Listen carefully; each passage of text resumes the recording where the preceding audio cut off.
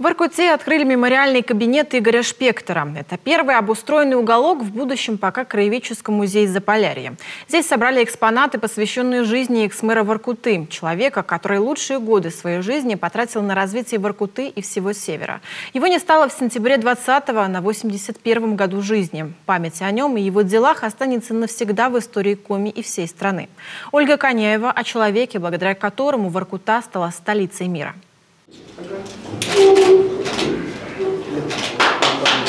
Спасибо большое. Фотографии, документы, личные вещи. В небольшой кабинет будущего краеведческого музея вместить жизнь этого человека даже малую часть, конечно, не получится. Но это только начало, говорят сотрудники. Тему памяти Игоря Шпектора развернут в большую экспозицию, объединив ее с той эпохой, для которой фигура Игоря Шпектора стала знаковой. Он переломил настроение горожан от упаднического до гордости за то, что они жители столицы мира.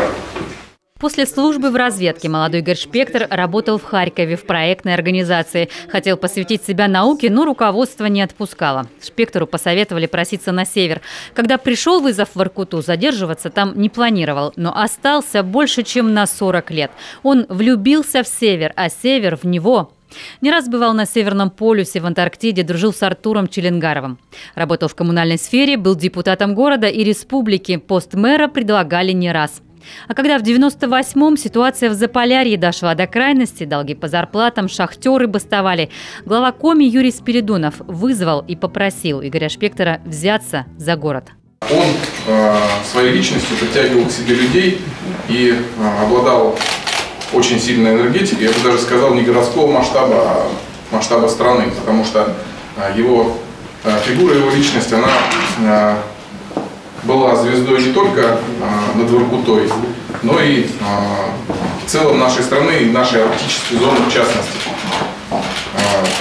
Вот союз городов, который возглавлял Игорь Леонидович, это была его эгида, его идея.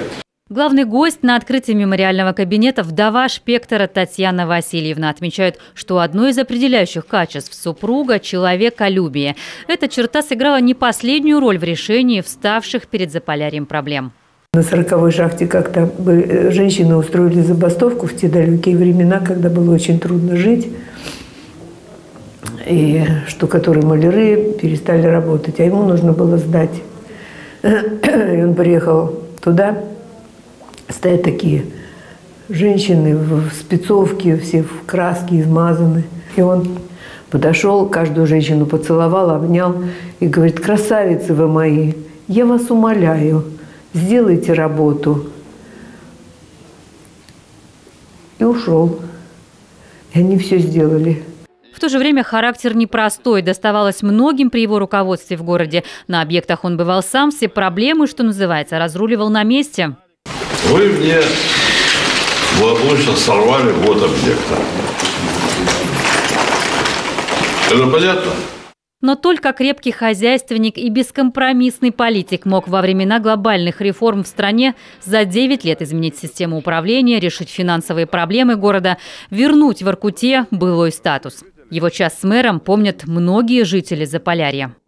Давайте делать город чище, давайте город делать краше, давайте думать о том, что нам с вами в этом городе жить еще долгие годы. Это лучший город Коми. Это то, что я все время говорю. И чтобы наш город Воркута был на виду у всего мира. Вот моя мечта, мое желание. Игорь Шпектор стал инициатором Заполярных игр. Тогда в Воркуте активно развивали спорт, открывали детские кружки, облагораживали город, и в этом деле не было мелочей.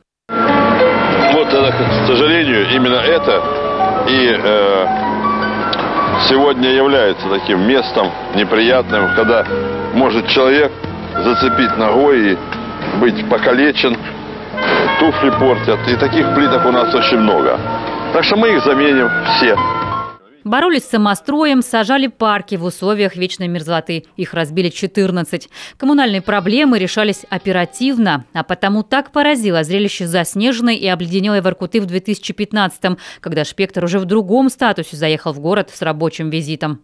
Мне, конечно, непонятно, почему вывозка снега была неудовлетворительная. И то, что сегодня я смотрю на деревья, которые мы с таким трудом поднимали, удобряли, привозили активный ил, я, конечно, удивлен, что предприятия различные, которые есть в городе, и газовики, и Воркута уголь, и предприниматели, не были привлечены к тому, чтобы город привести в порядок. То есть всю жизнь я заставлял, объявлял чрезвычайную ситуацию, и мне давали технику. Он принимал нестандартные решения в самых тяжелых ситуациях жизнеобеспечения заполярного города, а после защищал интересы региона и всего Севера в статусе члена Общественной палаты России. Он до последнего активно делился опытом с регионами и контролировал сложный сектор ЖКХ России. Но в каком бы городе он ни был, как говорит его супруга, всегда Воркута для него оставалась лучшим городом. Это даже не беда, это трагедия. Вот так вот он переживал расставание с любимым городом, с воркутинцами, которые тоже дарили ему свою любовь. Сегодня, дорогие мои, пришло наше время скорбеть. Как-то от бывшего заключенного ГУЛАГа Игорь Шпектор услышал фразу: «Через город прошло такое количество людей разных национальностей, что можно считать Воркуту столицей мира». Так и стал называть город тогдашний мэр. Слова подхватили, растиражировали. Емкий и горделивый бренд Коми знают сегодня и в других странах. Ольга Коняева, Ирина Шумихина, Кирилл Нифонтов, телеканал Юрган, Воркута.